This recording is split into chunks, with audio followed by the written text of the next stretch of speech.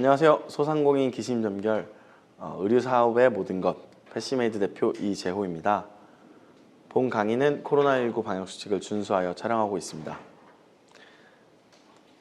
오늘 강의는 제가 보기와는 좀 다르게 좀 어린 나이라서 젊은 나이부터 창업을 하게 된 결심을 시작으로 해서 생각보다 제가 짧게나마 다양한 의류사업의 스펙트럼에서 경험을 한 이야기들이 있어서 의류사업의 종류에 대해서 알아보고 그리고 창업에 대한 비용 어느 정도가 들어가는구나 라는 이야기들을 해볼 거고요. 그리고 의류사업의 핵심 브랜딩에 대해서 이야기를 해볼 거고요. 그리고 의류 창업의 워크플로어 의류사업이라고 하면은 굉장히 종류가 많거든요. 도매업이 있을 수도 있고요. 소매업이 있을 수도 있고요. 그리고 또 제조업이 있을 수도 있고요. 심지어 소매업은 오프라인, 온라인 이렇게 나뉘어 있을 수도 있는데요. 그래서 그런 각 사업마다 어떤 워크플로어로 움직이는지에 대한 이야기, 그리고 마케팅은 또 어떻게 해야 내가 가지고 있는 제품들을 보다 많은 사람들한테 알릴 수 있을까라는 이야기를 할 거고요. 그리고 손익구조, 대표님들 이제 돈을 버셔야겠죠. 내가 파는 물건에 대해서 얼만큼의 최소한의 배수나 이익을 가져가야만 나한테 떨어지는가에 대한 이야기도 해볼 거고요. 추가로 요즘엔 제가 강의를 다니고 있는 주제이기도 한데 4차 산업혁명 많이 들어보셨죠? 이제 패션 산업에도 4차 산업혁명이 이제 많이 녹아져 있거든요. 앞으로 더더욱 발전하게 될 패션 산업에 대해서 이야기를 좀 더 해볼 겁니다. 100분이라는 시간이 생각보다 짧게 느껴져서 이 안에 이 이야기를 다 담기에는 좀 방대한 양이거든요. 그래서 조금은 이제 가볍게 넘어가는 부분도 있을 텐데 그런 부분들은 댓글을 남겨주시면은 제가 성심성의껏 답변 드릴 수 있도록 하겠습니다. 오늘 강의를 들으시는 분들 예비 창업자분들도 계실 거고요. 그리고 소상공인 이미 의류업을 진행하고 계시는 분들도 계실 거고요. 그리고 내가 기존에는 요식업을 했으나 이젠 의류업을 해보고 싶습니다.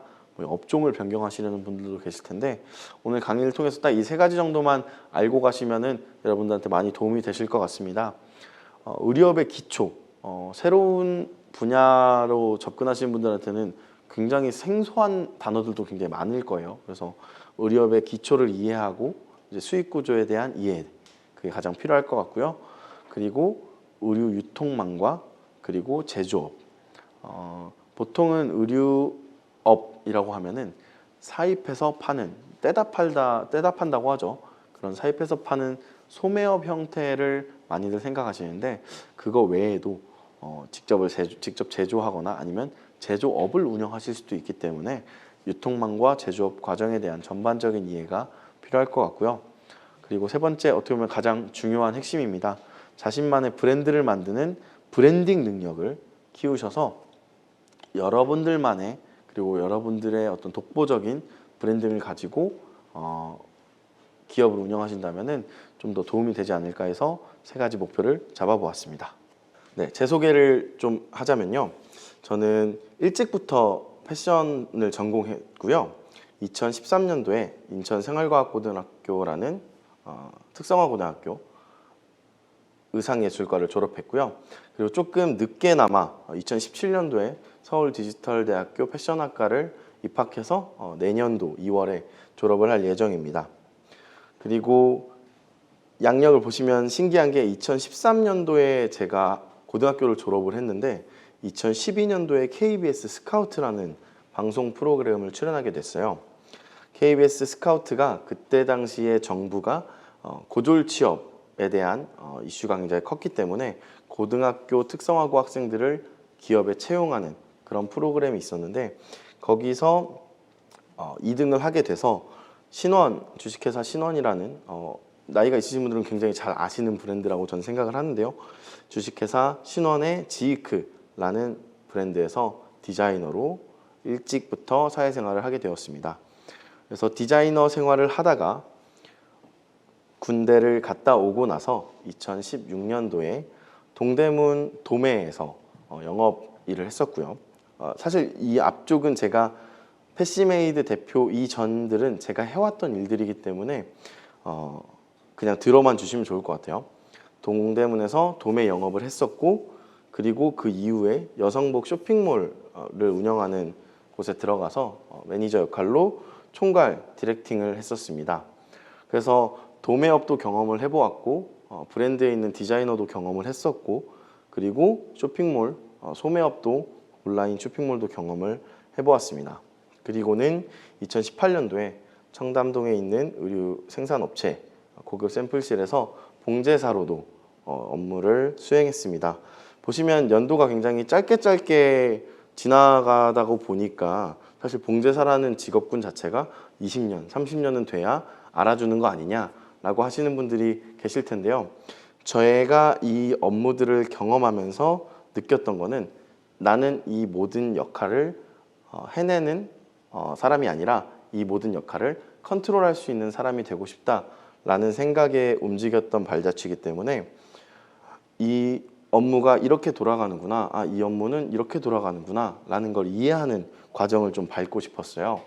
그래서 짧게 생산업체, 도매업, 소매업을 경험을 하고 나서 2019년도에 이제 패시메이드라고 제가 명칭을 지었는데요. 이 패시메이드라는 명칭이 조금은 재밌는 게, 사람들 이제 소상공인 분들도 가게 이름을 지을 때 굉장히 많은 고민들을 하시잖아요.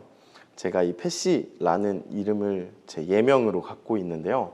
왜 패시냐면 이때 당시에 그 백다방이라는 커피 업체가 있었고, 그리고 그거에 경쟁하는 주씨라는 업체가 있었어요. 그래서 군대를 전역하고 나서 그 주씨 가게에 들어가서 음료수를 마셨는데 너무 싸고 맛있는 거죠. 그렇다면 내가 이 패션 업계에서 좀 이 주씨 같은 역할을 하고 싶다라는 생각이 들어서 패시라는 예명을 쓰게 됐고요. 패시메이드를 2019년도부터 운영을 했습니다. 패시메이드는 사실 제가 1인 기업으로 운영을 하다가 이후에 이제 봉제하는 봉제사와 협업을 해서 이제 2인 기업으로 운영을 한 케이스인데요.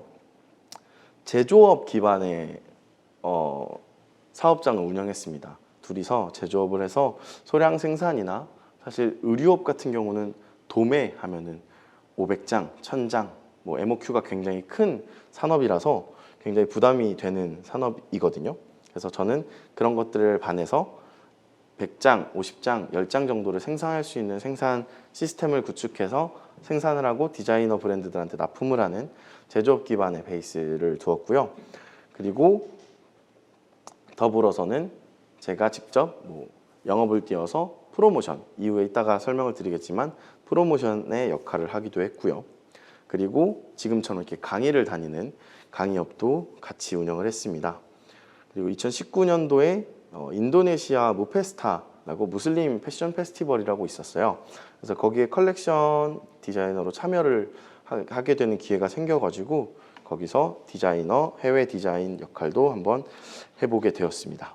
그리고 패시메이드를 운영하면서 그 코오롱 FNC에서 이제 콜이 와서 커스텀 멜로우라는 남성복 브랜드에서 마케팅 TF를 맡았었고요.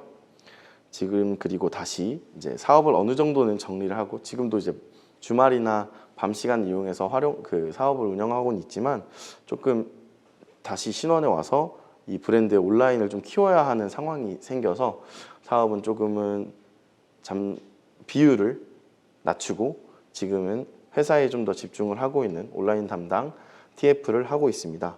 강사 양력을 이렇게 길게 하냐라고 하시는 분들이 계실 텐데요.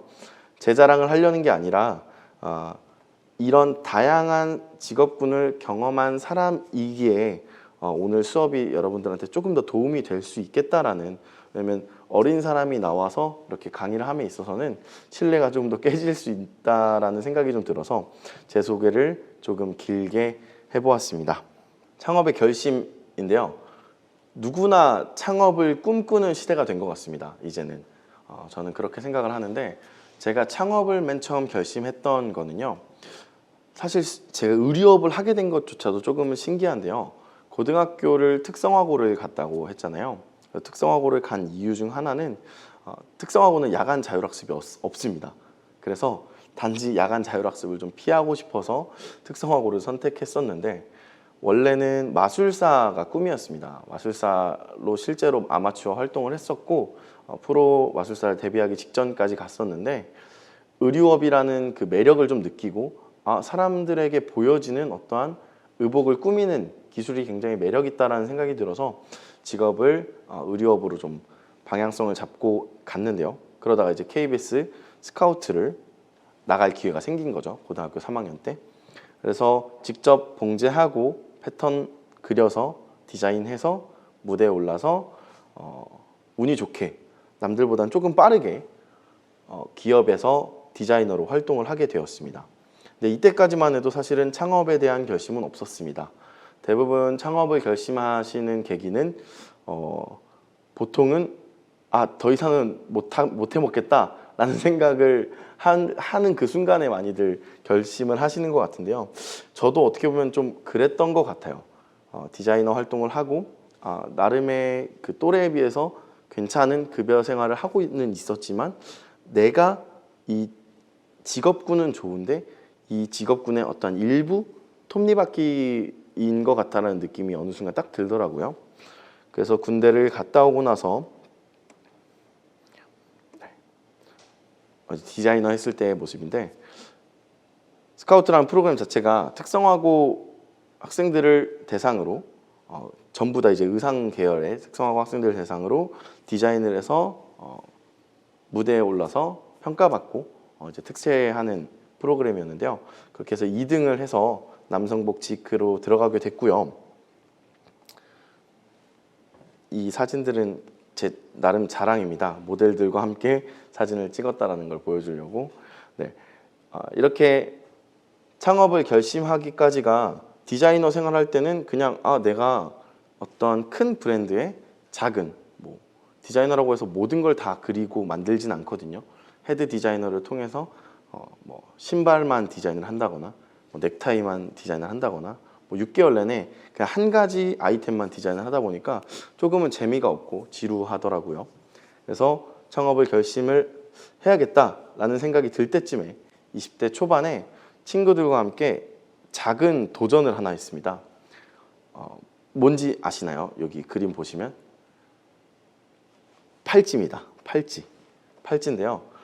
20대 초반 21살 정도 됐던 걸로 기억을 하는데 친구들과 조금 십시일반을 해서 우리가 팔찌를 만들어서 한번 팔아보자 라는 어떻게 보면 이 팔찌를 팔므로써 이후에 제가 패시메이드를 창업하게 된 어떤 연결고리가 되지 않았을까라는 생각을 지금 해보기도 하는데 이 팔찌를 제가 디자인을 하고 핸들링을 해서 공장에 맡겨서 생산을 하고 그리고 패키징을 어떻게 할까 친구들과 이제 머리를 맞대서 다이소 같은 데에서 가장 깔끔한 박스 같은 것들을 모으기도 하고 아니면 도매 사이트에 들어가서 새로운 패키징 상자를 구해가지고 인터넷에 올려서 그때 당시에 페이스북이라는 SNS를 통해서 판매를 했었습니다. 이 팔찌를 제가 한 100만 원어치 원가 기준 100만 원어치를 만들어서 한 200개 정도를 만들었어요. 그래서 제가 얼마를 벌었을까요? 한번 맞춰보실 수 있으실까요? 100만 원을 투자해서 친구들 그 20살 핏덩이들이 인터넷에 올려서 조금씩 판매를 했는데 100만 원을 통해서 200만 원이라고 해주시는 분들도 계신데 100만 원을 가지고 무려 100만 원을 벌었습니다. 첫 사업치고는 굉장히 저는 스스로 큰 수확이라고 생각하는데 집에 아직도 이 팔찌들이 잔뜩 있습니다. 원가 기준 100만 원이었으니까요. 아직도 이 집에 가면 이 팔찌들을 보면서 다시 이제 그때 생각하면서 초심으로 돌아가려고 하는데요. 이런 작은 도전들이 저한테 있던 창업에 대한 푸시를 줬던 것 같아요. 그리고 나서 이제 창업을 해야겠다라고 아까와 같은 과정들을 밟고 이런 경험, 저런 경험, 도매업, 소매업 제가 그런 것들을 과정을 밟았던 이유 중 하나는 디자이너, 기업에 있는 디자이너라고 해서 물론 명함은 내밀 수 있지만 제가 어떤 공장 사장님들이나 아니면 어떤 영업을 나갔을 때 아무 말도 못하는 거예요. 난 디자이너밖에 못했으니까. 그래서 남들과 대화를 할 수 있는 사람들을 소통할 수 있는 어느 정도의 수준은 가야겠다라는 생각에 그때부터 여러 가지 직업들을 경험하기 시작했습니다. 그래서 창업을 결심하게 됐는데 지금 이걸 왜 보여드리냐면 이건 유튜브 채널이거든요. 제가 패시라는 약간 예명이 있다고 말씀드렸죠. 창업을 결심하게 되면서 남들과는 조금은 다른 창업을 해보고 싶었어요. 아까는 패시메이드라는 게 제조업 기반의 사업자였다라고 말씀드렸지만 처음에는 제조업을 섣불리 할 수는 없었죠. 그래서 내가 옷을 만드는 기술이 있으니 이런 옷을 만드는 기술로 유튜브 채널을 운영해서 미디어 사업을 좀 해볼까? 라는 생각을 하게 됐죠. 이때는 이제 뭐 아무래도 1인 기업이다 보니 매출이 없죠. 유튜브 통해서 매출이 없었으니 뭐 아르바이트를 하거나 아니면 또 다른 의류업을 경험하면서 뭐 밤낮 바뀌어가면서 영상을 찍고 편집을 하고 업로드하고 이런 패턴을 반복했었고요. 이렇게 영상을 만들다 보니 이건 답이 없다. 나는 잘생기지 않았으며 영상에 대한 끼가 없다라는 판단을 하게 돼서 이젠 본격적으로 제가 디자이너 생활을 할 때 배웠던 지식, 그리고 봉제사를 할 때 배웠던 지식, 그리고 도매업을 할 때 배웠던 지식, 소매업을 할 때 배웠던 지식, 이 모든 것들을 좀 다시 모아보기 시작했습니다. 다시 모아보기 시작했고, 그래서 이 모든 것들을 취합을 해서 패시메이드라는 것을 이제 창업을 본격적으로 미디어 사업이라고 하기에는 너무 거추장스럽지만 미디어에 대한 부분을 어느 정도 포기하고 이제 제조업, 그리고 아까 처음에 말씀드렸던 프로모션을 운영을 했는데요. 프로모션이 뭐냐면요, 의류 도매업을 하시는 분들이나 어느 정도 소매업을 하시는 분들한테는 익숙한 단어일 수 있어요. 프로모션은 의류 생산 업체를 알고 있고, 뭐 의류 마케팅 업체를 알고 있고, 뭐 어떤 자기가 갖고 있는 인프라가 많은 사람을 뜻해요. 나는 혼자 핸들링을 해서 뭐 티셔츠 100장, 200장을 만들어서 납품을 할 수 있는 사람이다. 내가 굳이 공장을 운영하지 않고, 왜냐면 나는 디자인을 할 줄 알고 원단을 찾을 줄 알고 부자재를 찾을 줄 알고 나에게 외주 공장이 있으니 이거를 모르는 사람들이 많으니 이 사람들한테, 모르는 사업자들한테 내가 일을 받아서 생산을 해서 내 마진을 붙여서 판매를 하는 거죠. 그러니까 중개업자라고 보시면 될 것 같아요. 그래서 프로모션을 운영을 하기 시작했습니다. 제가 영업을 다녔는데요. 이때가 25살 정도인데 그때 영업을 다닐 때는 주로 제가 막 방문 영업을 하거나 그러진 않았었고요. 주로 인터넷에다가 글을 올리거나, 그리고 이런 것들이 필요한 되게 다양한 요즘엔 플랫폼들이 너무 많이 생겨가지고 옷을 필요로 하는 소비자들한테 이제 그 플랫폼에 가입을 해서 제 이력을 남겨놓고 영업을 하고 하는 식으로 매출을 냈었습니다. 이때 당시에 정말 감사하게도 큰 1인 기업치고는 굉장히 좀 큰 매출을 냈었던 것 같아요. 그 한 해에는. 아무래도 의류업에 종사하고 있는 나이가 많으신 분들, 이제 특히나 공장을 운영하시는 분들, 그리고 디자이너 생활만 오래 하신 분들, 그리고 뭐 판매업만 오래 하신 분들은 이 의류업계가 좀 아이러니한 게, 그런 나이가 있는 기성세대 분들은 생각에 좀 갇혀 계실 때가 되게 많거든요. 예를 들자면 뭐 특히 제조업에서 좀 많이 그러실 수 있는데, 제조업 같은 경우는 제조업에서 기존에 본인이 20년, 30년 동안 해온 그 세팅을 건들지 않으려고 하신다거나, 그리고 기존에 만들어 왔던 것들만 만들려고 하신다고 하는 분들이 되게 많으세요. 그래서 티셔츠를 만드는 공장은 티셔츠만 만드시는 분들이 굉장히 많고요. 뭐 자켓만 만드는 공장은 바지를 가져오면 바지는 안 만들어주는 뭐 이런 공장들도 되게 많거든요. 그런 것처럼 이제 기성세대 분들이 조금 불편하거나 어려운 거, 귀찮은 거를 하지 않으려고 하시는구나 라는 생각이 들어서 저는 그거를 좀 포인트를 잡아서 창업을 시작했습니다. 프로모션 자체도 제가 아는 외주 공장들이 굉장히 많았었는데 외주 공장이나 그리고 원단도 뭐 제가 직접 다 뛰러 다니니까 그런 것들을 통해서 소비자가 아예 옷을 모르는 사람들이 의류업에 뛰어들 수 있도록 사실 의류업의 진입장벽이 낮다고들 하는데 의류업의 진입장벽이 낮은 이유는 소매업을 할 때입니다. 그냥 사입을 해서 동대문에서 사입을 해서 내가 원하는 금액을 마진을 붙여서 사진 이쁘게 찍어서 파는 거 이런 것들이 이제 소매업의 경우에는 진입장벽이 굉장히 낮을 수 있어요. 근데 도매업이나 뭐 제조업 분야까지 가게 된다면 이거는 어느 정도 전문적인 지식이 있지 않는 한 굉장히 쉽지 않은 문턱이거든요. 그래서 그런 전문적인 지식이 없어도 일반 나는 이제 의류업을 한번 시작해 볼래. 한번 재밌게 시작해 보고 싶어. 근데 금액적인 부담을 크게 드리고 싶지 않아. 라는 분들을 대상으로 제가 주로 영업을 했던 것 같습니다. 온라인 그 비대면 강의 자체가 저도 이제 다녀본 지가 얼마 안 됐는데 굉장히 좀 어색한 부분이 있는 것 같아요. 아무래도 저는 카메라를 보고 있고 이 카메라 뒤쪽에는 이제 수강생분들이 계시거든요. 근데 그분들을 쳐다보지 못하는 슬픔이 좀 있는데요. 저도 아이 컨택을 좀 하면서 얘기를 하고 싶은데 이해해 주셨으면 좋겠습니다.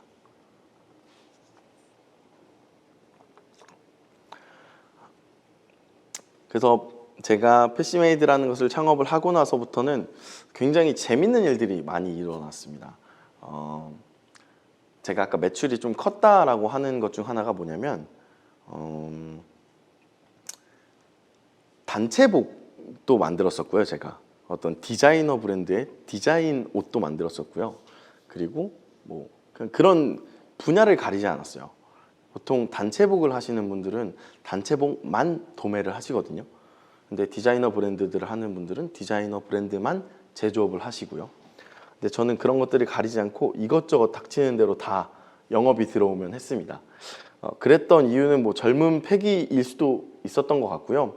그냥 내가 이 시장에서 좀 더 많은 걸 알아가고 싶다라는 생각이 들었어요. 그래서 좀 재미있었던 에피소드라면 에피소드인데요. 보통은 각 산업군별로 각 의류 사업 안에 있는 어떤 업종별로 굉장히 선이 좀 나뉘기 마련인데 제가 가지고 있는 포트폴리오 자체가 스펙트럼이 넓다 보니까 맞춤 정장을 의뢰해 주신 분이 계셨어요. 근데 저는 맞춤 정장 이제 비스포크라고 하는데 저는 그런 비스포크에 대한 지식이 별로 없었죠. 근데 일단은 영업을 땄습니다. 그러면은 제가 한번 사이즈를 재드리고 만들어 드리겠다. 제가 원단을 보여드리겠다. 원단을 보여주고 여기까지는 제가 아는 수준이었습니다. 근데 이제 이거를 만들어내야 하는 거죠. 이제부터 영업이 끝나고 나서는 이걸 어떻게 만들까? 라는 생각을 하고 동대문을 정말 몇 바퀴를 돌았습니다. 공장이 있을까? 이곳에 있을까? 저곳에 있을까? 하다가 맞춤 정장만 하는 공장을 우연히 찾았어요. 그래서 거기 문을 두드리고 들어가서 내가 이러이러해서 일을 만들어서 의뢰를 드리려고 하는데 괜찮겠냐 하니까 알고 보니 이제 그런 전국에 있는 굉장히 유명한 브랜드의 공장이더라고요. 그래서 그 공장을 통해서도 맞춤 정장을 몇 번 납품을 해보기도 했었고요. 그래서 이 의류 사업이라는 게 지금 기존에 운영하시는 분들은 제가 이 2부 때 말씀드리는 것들을 좀 더 집중해 주시면 좋겠지만 일반 내가 이제부터 나는 업종을 좀 바꿔볼래. 나는 이제부터는 의류업을 좀 해보고 싶어 라는 생각이 드시는 소상공인 분들도 이번 강의를 통해서 좀 쉽게 접근할 수 있는 분야일 수도 있겠다 라는 생각을 해주셨으면 좋겠습니다. 그래서 제가 이것저것 많이 해봤다고 했잖아요. 업종의 구분 없이. 그래서 여러분들한테 이제 의류 사업의 종류에 대해서 좀 더 이야기를 해볼 텐데요. 크게 정말 크게 4가지만 적어봤습니다. 의류 도매업이 있을 거고요. 그리고 의류 오프라인 소매업이 있을 거고요. 그리고 의류 온라인 소매업이 있을 겁니다. 둘은 굉장히 다릅니다. 판매 유통 채널이 다르기 때문에 온라인 소매업 그리고 오프라인 소매업이 굉장히 다르고요. 그리고 의류 제조업 이렇게 크게 4가지 정도를 여러분들한테 소개를 해드리려고 합니다.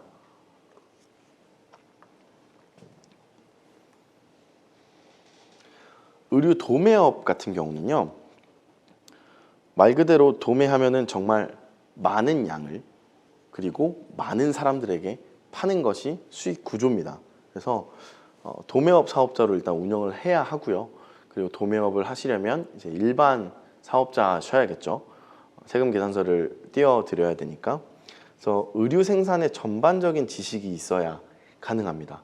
사실 의류 도매업은 밑에 핵심 역량을 제가 적어드렸는데, 원가 절감, 그리고 QC 능력, 퀄리티 체크 능력이 필요한데요. 도매업 자체는 옷을 많이 만들어서 저렴하게 만들 수도 있지만 부자재나 어떤 뭐 봉제선이나 뭐 봉제 방법을 바꾸기만 해도 원가가 굉장히 많이 저렴하게 되는 부분이 있어요. 그래서 요즘에 동대문을 가보시면은, 이따가 동대문 지도도 제가 좀 보여드릴 건데, 동대문을 가서 도매 옷들을 보시면 웬만한 브랜드 옷보다도 더 좋은 브랜드들이 꽤 있습니다. 뭐 제가 지금 일하는 브랜드도 이제 백화점 브랜드이기 때문에 퀄리티가 굉장히 좋은 브랜드인데요. 그 브랜드 정도 퀄리티까지 못 미쳐도 어느 정도 이거 백화점에 걸려 있어도 살 수 있겠다라는 수준까지 올라왔어요. 그래서 의류 도매업은 의류 생산의 전반적인 지식이 있으신 분들이 진입을 해야 하는 부분인 것 같고요.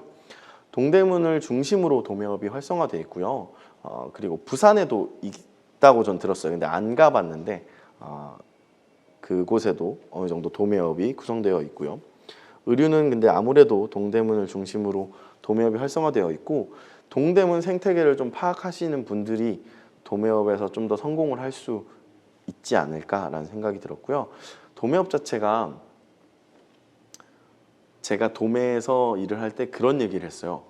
이 도매업에서 이제 시작을 해서 6개월 버티면 차를 바꾼다 라는 얘기를 들을 정도로 정말 많은 사람들이 동대문으로 오고 가고요. 정말 전국의 많은 쇼핑몰과 브랜드들이 동대문에서 옷을 사입을 하거든요.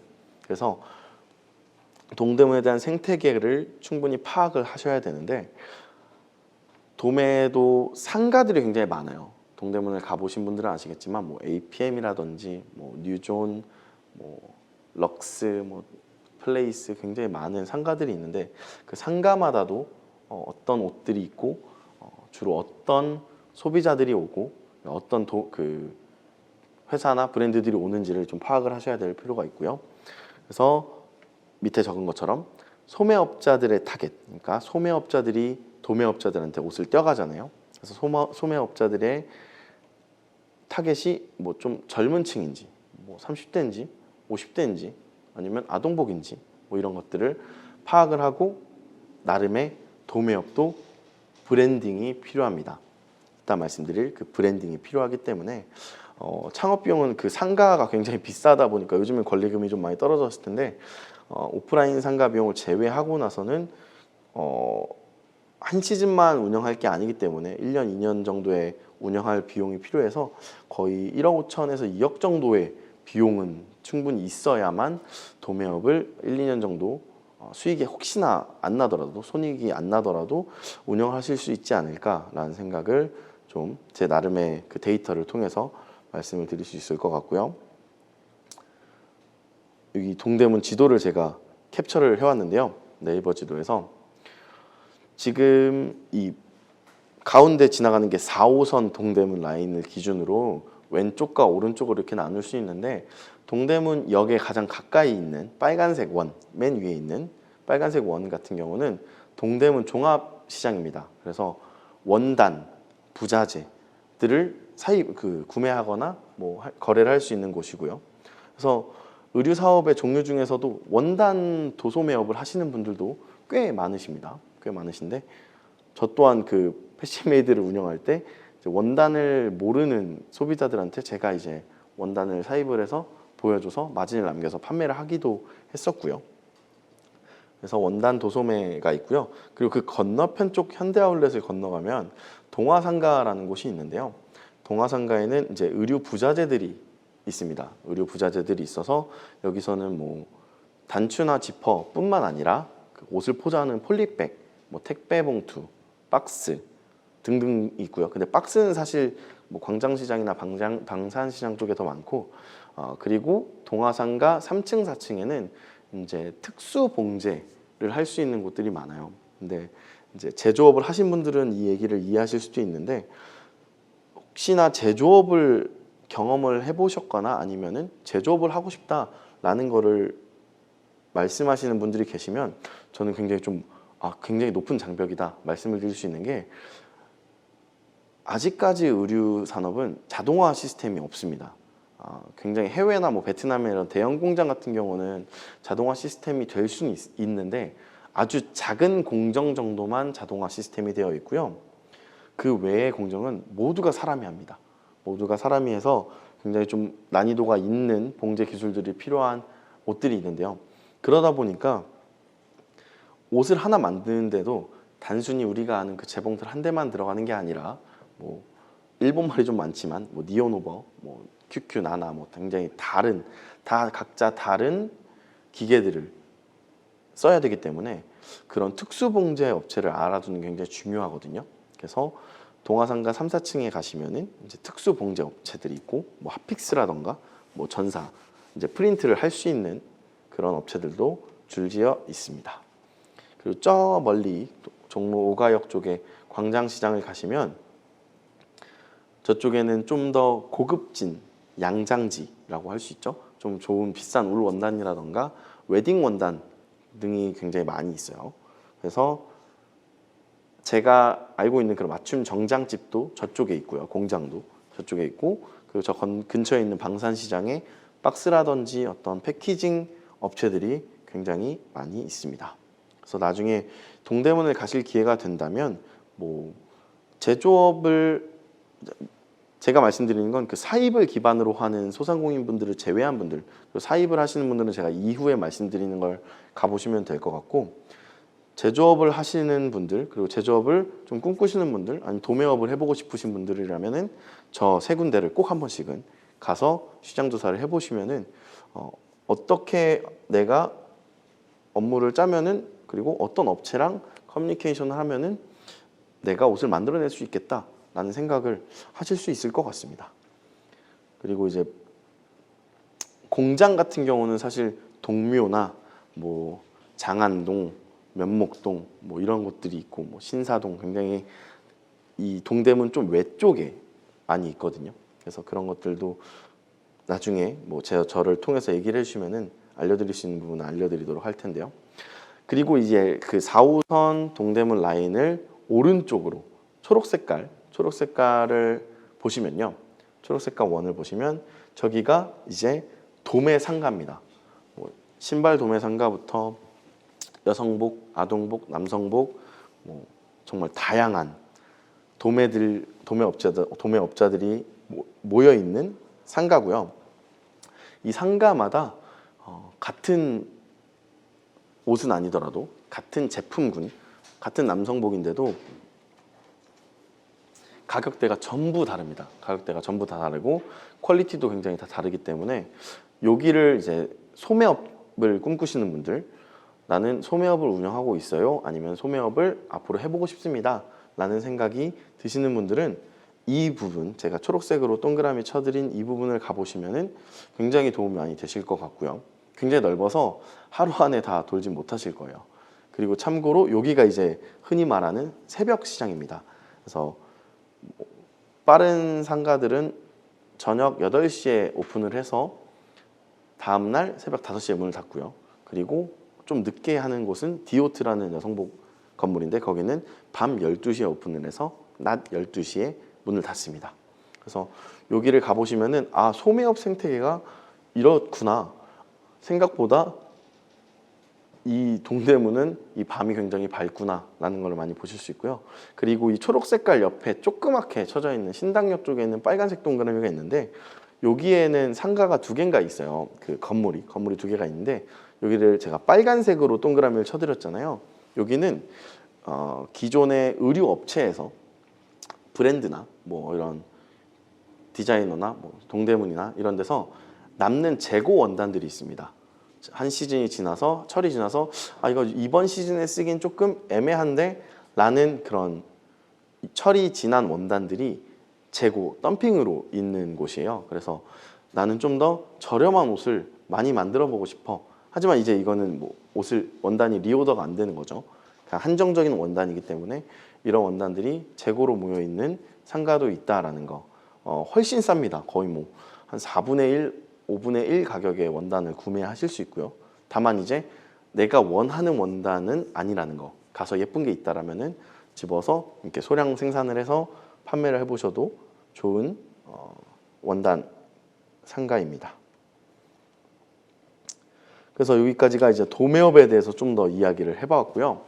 이제 아까 그 초록 색깔 동그라미 쳐드린 소매업.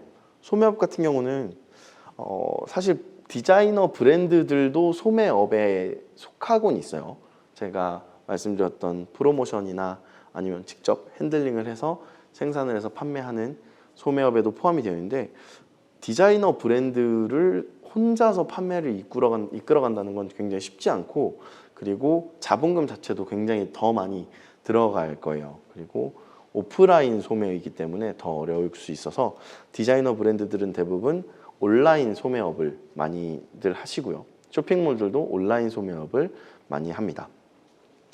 그래서 오프라인 소매업 같은 경우는 이제 소매업 사업자로 운영을 하셔야 되고 그 브랜딩을 완벽히 하고 마케팅해야 한다라고 적었는데 사실 도매업 같은 경우는 내가 어떤 걸 팔지 나는 이 제품군 남성복인데 좀 정장 느낌 남성복인데 좀 젊은 느낌 캐주얼한 느낌 이 정도의 좀 큰 틀을 잡는다면 이 소매업 같은 경우는 이제 직접적으로 소비자한테 보여줘야 하는 그 브랜딩이기 때문에 좀 더 완벽하게 마케팅을 준비해서 하셔야 되는 부분이 있어요.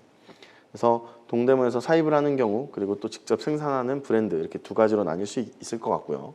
그리고 최근엔 좀 줄어들었긴 했는데 기업 브랜드 대리점을 운영하는 경우도 있어요. 소매업자들 중에서 저희 브랜드는 뭐 어차피 직영점으로 운영하긴 하는데 스포츠 브랜드들이나 뭐 어떤 골프 브랜드들 같은 경우에는 길 가다 보시면 이렇게 단독 건물로 이렇게 있는 곳들이 있거든요. 그런 분들은 대부분 이제 직접 브랜드한테 제안을 해서 대리점권을 받아서 판매를 하는 경우도 있습니다.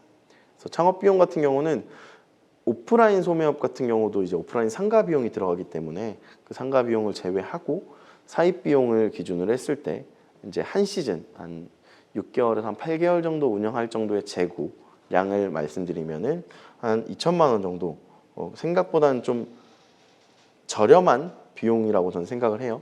그런 비용이 들어가는 것 같고요. 핵심 역량 같은 경우는 QC 능력인데요. 핵심 역량 같은 경우는 QC 능력, 그 퀄리티 체크 능력이 필요하고요. 그리고 의류 생산 능력, 내가 브랜드를 운영할 거다라면 이제 의류를 생산하는 그 능력까지도 필요할 것 같고 그 브랜딩 능력이 필요합니다. 그래서 소매업 같은 경우는 매장 인테리어에 대해서도 좀 더 신경을 써야 되는 부분도 있고요. 근데 또 반대로 온라인 같은 경우는 내 온라인 웹페이지의 인테리어를 신경 써야 합니다. 그래서 온라인 소매업 같은 경우가 가장 좀 비용이 적게 들어가는 사업군이라고 저는 생각을 하는데요. 온라인 소매업은 그만큼 비용이 적게 들어가는 만큼 경쟁이 너무 많습니다. 진짜 포화 시장이라고 할 정도로 막 길 가다 카페가 있을 정도로 하루에도 쇼핑몰이 생겼다가 없어지기도 합니다. 그래서 그거에 대해서 브랜딩을 완벽하게 하고 마케팅을 접근을 하셔야 되는데 온라인 소매업 같은 경우는 대부분 옷을 사입을 하거나 뭐 재고로 생산하는 비용보다 광고 비용을 더 많이 태웁니다. 사람들이 이제 광고 비용을 왜 이렇게 많이 태우나요? 라는 질문을 하셨을 때는 똑같습니다. 오프라인 매장을 예쁘게 보이기 위해서 인테리어 업체 껴서 뭐 리모델링을 하거나 멋있는 장비들을 막 넣기도 하잖아요. 그래서 그런 것들을 하는데 비용이 꽤 많이 들어가거든요. 리모델링 비용이. 근데 그 비용만큼을 광고비에 쓰신다고 생각을 하시면 조금 더 이해가 쉬우실 것 같아요. 그 광고를 함으로써 그러면 광고비가 가장 사실 아깝거든요. 왜냐면 사람이 내가 이 광고를 뭐 예를 들어서 200만 원이나 300만 원을 태웠는데 이 광고를 통해서 이게 매출이 나온 건지 특히 온라인은 그래요. 뭐 오프라인 같은 경우야 뭐 제가 뭐 이거 전단지 보고 왔어요 라고 할 수 있는데 온라인에 대한 경우는 내가 이 광고비를 태워서 매출이 나온 건지 광고비를 안 태워도 매출이 안 나올까 나올까 뭐 이런 것들에 대한 어떤 데이터에 대한 피드백을 받을 수도 없고, 그리고 받는 방법은 있어요. 근데 잘 모르는 부분들이 많기 때문에 광고비에 대한 걸 굉장히 방어적으로 운영하는 업체들이 굉장히 많은데, 이 광고비가 가장 많이 비중을 차지하신다고 보시면 될 것 같습니다. 그래서 제가 Q&A는 2부 때 말씀을 드릴게요. 그래서 별도의 일반 상가나 사무실 형태가 아니라 가정집에서 사업자를 낼 수도 있습니다. 통신 판매업이기 때문에 제가 뭐 처음부터 나는 뭐 한 100개, 200개의 디자인을 갖고 뭐 온라인에 판매를 전개해 볼 거야. 그런 거라면 좀 얘기가 달라지겠는데, 나 한 10개, 15개 요 정도만 가지고 소매업을 한번 해볼래? 좀 도전을 해볼래? 라는 생각을 하신다면은 정말 작게라도 시작할 수 있는 게 온라인 소매업이라고 볼 수 있고요. 대신 이제 말씀드린 것처럼 광고비가 굉장히 많이 들어간다라는 거를 아셨으면 좋겠습니다. 그리고 이제 의류 제조업에 대해서 말씀을 드리면, 제조업 사업자로 운영을 해야 되고요. 제조업 같은 경우는 일반 상가가 아니라 아예 이제 그 사무실이나 어쩜 좀 큰 한 80평대 넓은 공장형으로 운영을 하셔야 되고요. 저는 사실 정말 조그맣게 운영을 했습니다. 한 열 몇 평에 기계만 몇 대 갖다 놓고 소량 생산을 했었는데, 옷의 퀄리티와 봉제법을 이해하셔야 되고요. 이게 가장 크고 오래 걸립니다. 옷의 퀄리티를 보는 방법, 그리고 봉제법을 이해하는 방법 자체가 기업에서도 이런 생산 관리자들을 뽑는데 대부분 다 50대, 60대 분들이 생산 관리자로 계속 계시거든요. 그만큼 옷을 많이 보고 많이 입어보신 분들이 이 제조업을 하시면은 조금 더 도움이 되실 것 같고요. 제조 기술을 익히는 경우도 있고, 그리고 공정에 대한 이해, 저처럼 이게 이렇게 만들어지는구나, 이거에 대한 생산 프로세스가 이렇게 되는구나 라는 이해만 있다면 저처럼 프로모션으로 중개업을 하실 수도 있고요. 창업 비용 같은 경우는 기계가 굉장히 많이 들어갑니다. 기계 비용만 진짜 막 뭐 한 1억 가까이 들어갈 것 같고요. 광고 비용은 요즘에는 제조업도 광고를 해야 합니다. 가만히 있는다고 오는 시대가 좀 지나버려서 광고 비용, 그리고 뭐 이제 인건비, 기계를 혼자 할 수는 없으니 인건비 같은 것들이 좀 많이 들어갈 것 같아서, 제가 실제로 운영하는 분들의 이야기를 들어보니까 초기 자금이 한 3억 정도 들었다더라 라는 이야기를 좀 들었어요. 그래서 그 정도로 생각을 하시면 될 것 같고, 커뮤니케이션 능력이 이제 좀 더 많이 도움이 필요합니다. 제조업 같은 분들, 제조업을 하시던 분들은 기존에는 기업에 있는 디자이너들이 제조업을 하기 때문에, 제조업자들과 소통을 하기 때문에 기본 공정을 어느 정도 알고서 대화를 하는데, 요즘에는 아무것도 모르는 분들이 제조업에 오시는 경우가 많아서 어떤 커뮤니케이션 능력도 좀 더 필요하지 않을까 생각이 듭니다. 제가 2부 때부터는 의류 사업의 좀 핵심, 그 브랜딩에 대해서 좀 더 이제 깊게 이야기를 해볼 거고요. 앞서 얘기 드렸던 의류 사업 외에도 궁금하신 업종이나 뭐 이런 것들이 있다면 댓글로 남겨주시면은, 그리고 뭐 쉬는 시간 때 오프라인에 계신 분들은 저한테 질문 주시면은 답변 드릴 수 있도록 하겠습니다. 그러면은 2부에서 뵙도록 하겠습니다. 감사합니다.